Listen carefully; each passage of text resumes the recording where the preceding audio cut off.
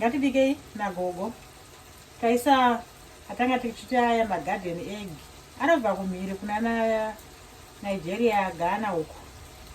Saka taisa magarden eggs aya takacheka tikacheka zvakare makarotsi tikaisa munyama yedu.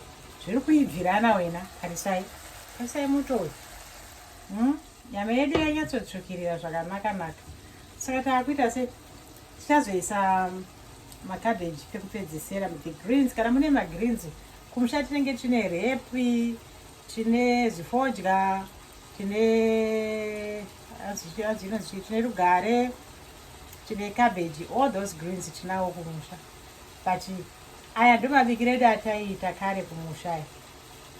Takati singaite zvekungokanga because unenge une vana vanoda muto wokuseva vachiseva musadza kana muraisi vanoda kamuto mbichana.